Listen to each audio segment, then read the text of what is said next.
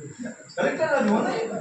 पंचायत राज का मतलब ये होता है कि शासन से जुड़े हुए सभी विभागों के ग्राम स्तर के कर्मचारी पंचायत में बैठेंगे, लोगों की समस्याओं को सुनेंगे और वहीं पर उसका समाधान करेंगे।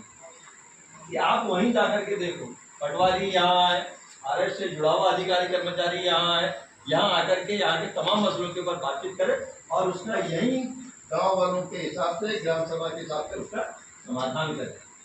यहाँ किसी की कोई राय नहीं, उन्होंने अपने ऑफिस में बैठ के लिख दिया, अपने रिकॉर्डों को देख करके लिख दिया, हो गया पंचायत का।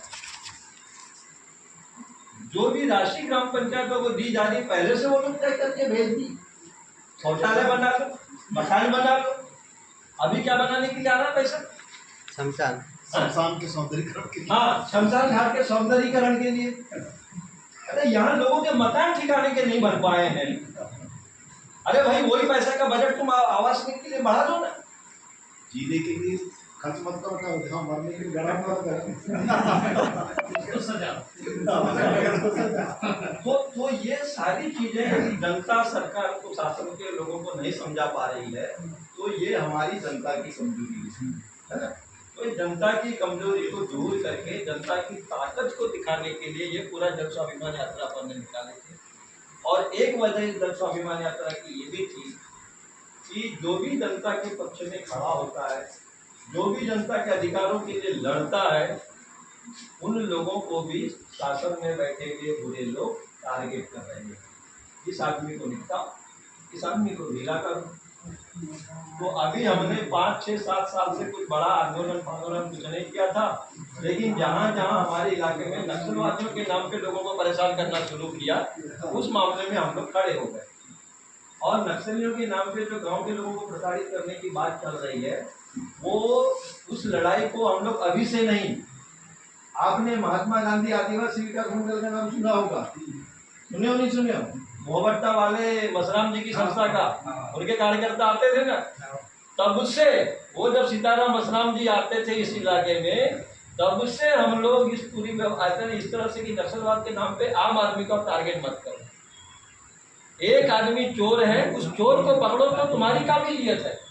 अब ये चोर के चक्कर में तुम पूरे गांव के लोगों को चोर बना दो और सबके घर और उसका मान सम्मान के खिलाफ कार्रवाई करो, ये बर्दाश्त नहीं किया जाएगा। कुआ में रैली निकली थी, 3-4 हजार लोग इकट्ठा हुए थे, उसमें हम लोग खड़े हुए थे जब अन्याय प्रतिकार मंच के मार्फत वो पूरी लड़ाई शुरू की थी वहाँ पर। फिर उधर डोरा चौकी में भी फतेहपुर परसवाड़ा क्षेत्र में जब नक्सलियों के नाम पे 8-10 किसानों को अंदर किया था, तो वहाँ पे विरोध किए थे। इसके अलावा आपके मलाजखंड थाने में एक बड़ी घटना घटी थी जिसमें बैगा महिलाओं के साथ में बलात्कार हुआ था, उसमें हम लोग खड़े हुए। तब से हमारा ये रिकॉर्ड जो है कंगाल रहे हैं। तो हमने देखा कि यार ये जब भी हमें भी अन्याय और अत्याचार करने खड़े होंगे तो, और हमने तो बहुत पहले से बोल रखा है, यदि तुम जनता के खिलाफ खड़े होगे तो भगत सिंह, सुभाष चंद्र बोस, महात्मा गांधी बनाना भी हमको जनता में आता है।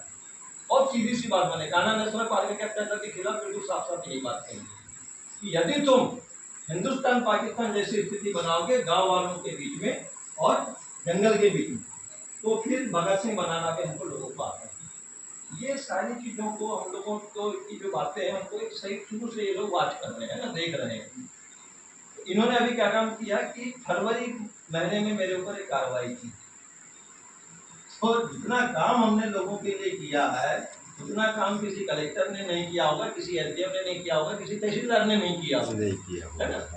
तो उसके बदले साला हमको इनाम मिलना चाहिए, तो उल्टा इन्होंने क्या कार्रवाई की कि ये आदतन अपराधी है, तो इसको जेल, या तो ये प्रतिबंधात्मक अपना बॉन्ड भरे जमानत लेकर के कि मैं शांति व्यवस्था बनाए रखूंगा, और नहीं तो फिर इसको जेल में डालो। हमने कहा डाल दो जेल में।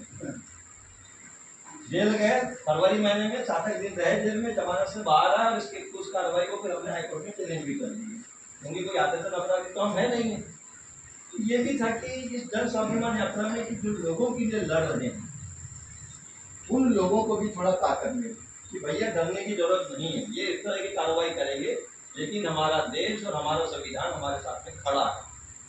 जब तक इस देश में हमारे संविधान में जो हमारे नागरिक अधिकार लिखे हुए हैं, तब तक के किसी भी शासन व्यवस्था में ये दम नहीं है कि अननेसेसरी लोगों को परेशान करे। एक आदमी को परेशान किया जा सकता है, दो आदमी को परेशान कर सकता है, लेकिन हजारों लोग यदि खड़े हो जाएंगे तो परेशान करने के लिए इनके हाथ पैर खुल जाएंगे।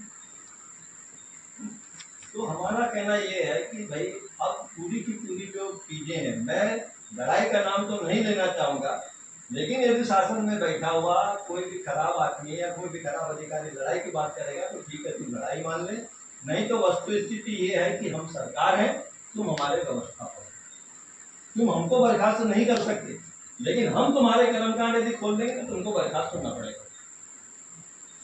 हमको तनख्वाह नहीं मिलती, तनख्वाह आपको मिलती है, वो हमारे पैसों से मिलती है।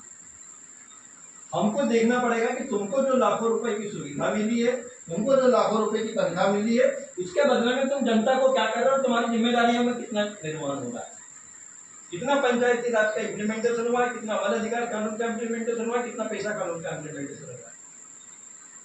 लघु खनिज संपदा में ग्राम सभा का अधिकार है, कहाँ पे रेत का अधिकार मिला ग्राम